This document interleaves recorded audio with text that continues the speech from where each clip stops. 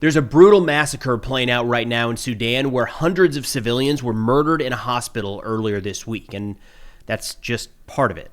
We're seeing videos and hearing reports from eyewitnesses on the ground that the RSF, or Rapid Support Forces, are going house to house, killing every man, woman, and child. In fact, the violence is so extreme that the blood-stained earth can be seen in satellite imagery.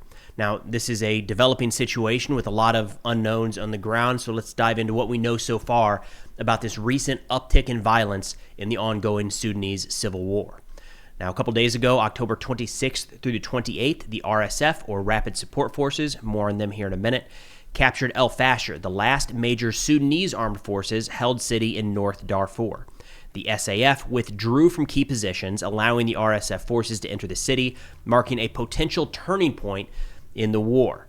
El-Fasher was a humanitarian hub sheltering as many as 260,000 people, and that is the area right now that the RSF is continuing to rampage through. Now, in recent days, we've seen countless videos published by the RSF showing their elements methodically moving house to house, clearing them, killing them, of every man, woman, and child.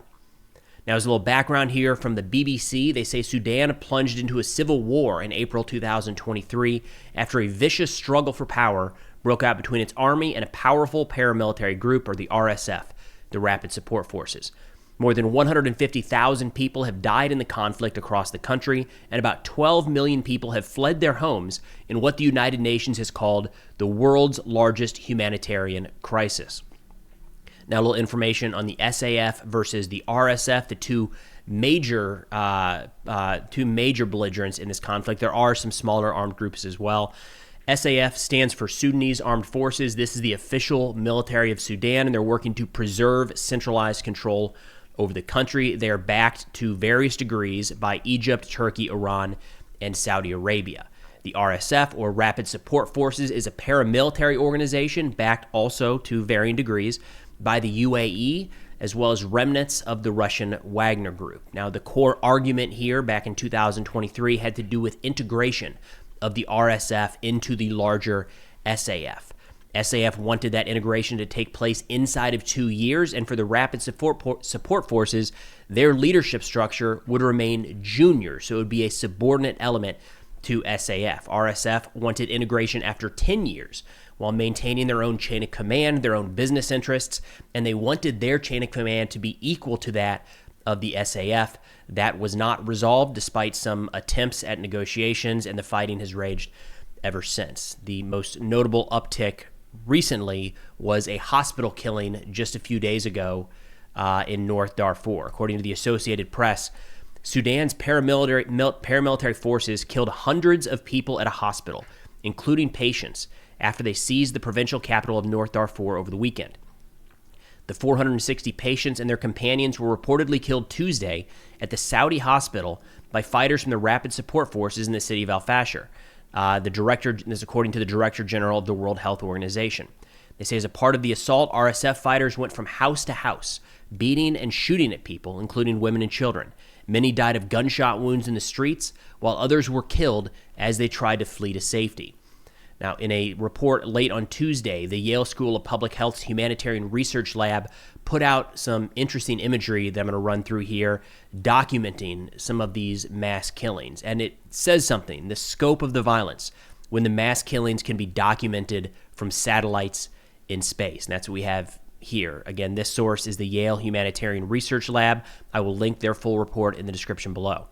First image here, they say, was collected on October 27th. The presence of clusters of light and dark colored objects consistent with the size of human bodies. Reddish ground discoloration in vehicles are also visible. These observations are not seen in prior satellite imagery. Second picture here, they note two reddish ground discolorations that are visible and not seen in prior imagery. Multiple vehicles present in the same area, which appears consistent with the door-to-door clearance operations. We should note, again, by most accounts, the SAF, the militant group, not militant group, but the actual Sudanese military, left the area. So these house-to-house clearance operations appear to be exclusively focused on civilians. Third picture here, they say the presence of two clusters of light and dark colored objects consistent with the size of human bodies, as well as reddish ground discoloration and vehicles also visible. Picture 4 here. Imagery shows the presence of clusters of objects, ground discoloration, and light tactical vehicles. The objects within these clusters measure between 1.5 and 2 meters in length. A group of light technical vehicles appear to be blocking the road near what appears to be a red discoloration on the ground. One cluster of objects is flanked by 3 light technical vehicles. And image 5 here, imagery shows the presence of clusters of objects along the defensive berm. These objects are not visible on imagery collected on 26 October, and the appearance of these objects coincides with the reports that civilians were shot attempting to flee El-Fasher over the berm. In fact, a quick note on that berm, according to CNN, they quote Nathaniel Raymond, the executive director of the research lab, saying, quote, "The rapid support forces have surrounded this city in an earth wall called a berm that's as high as 9 feet. So the context here is that these people inside are what we call a kill box. They have been walled in to be killed systematically, and right now, the rapid support forces are doing just that." In fact, we are starting to see a number of international organizations speak out against this and notify the world that this is happening. We have this video published just a couple days ago from the United Nations Human Rights Office. We are receiving multiple alarming reports from Sudan that the rapid support forces are carrying out atrocities, including summary executions, after seizing control of large parts of the besieged city of El-Fasher in North Darfur and of Bara city in North Kordofan state. It is an extremely precarious situation, and the risk of further large-scale, ethnically motivated violations and atrocities is mounting by the day. Concrete action is urgently needed to ensure the protection of civilians in El-Fasher and safe passage for those trying to reach relative safety. We remind the RSF commanders of their obligations under international humanitarian law to ensure the protection of civilians and to ensure the passage of essential supplies and humanitarian assistance. Now, turning back to that CNN report, they say reports of RSF fighters committing large-scale massacres began to emerge within hours of the Sudanese military's withdrawal from El-Fasher earlier this week. These accounts have been corroborated by mounting evidence that includes videos and photos from the ground, survivor testimonies, and, as we saw just a moment ago, satellite imagery. Now, they do have some pushback here from the RSF. They say RSF Chief Mohammed Dagalo, known as Hemedi, acknowledged Wednesday that there had been violations, and he said an investigative committee would be launched to investigate and hold accountable any soldier or officer who committed a crime. In a separate statement, the RSF denied claims of killings at the hospital, describing them as fabricated narratives with no connection to reality, despite, of course, what we have seen, mounting evidence of atrocities. And a quick note on the further delineation between the SAF and RSF. The SAF has been accused in multiple occasions of targeting civilians or being indiscriminate in their shellings of RSF-controlled areas. But when we're looking at some of the more significant atrocities, just brutal atrocities, including the one being carried out right now, those tend to come at the hands of the RSF, and there's not really a close second there. CNN says multiple videos shared online over the past 3 days show RSF fighters rounding up and killing large numbers of unarmed people. CNN was able to match the insignia worn by the fighters in several of the videos to the one used by the RSF. They say most of the videos appear to have been filmed and shared by the rebels themselves. Other videos show armed RSF fighters driving through large swaths of land, apparently hunting civilians who are attempting to flee. In one video, the rebels are heard saying, quote, "Catch the girls."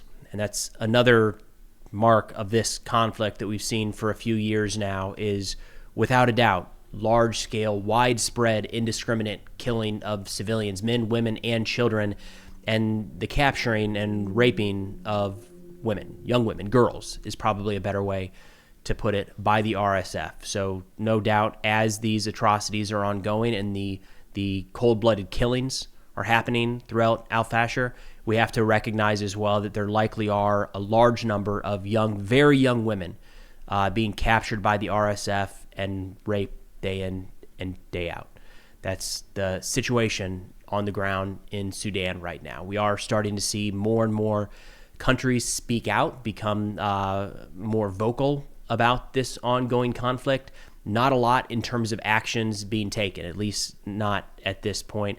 In terms of United States reactions or response, I've not really seen anything at all or even a mention. I could have missed that.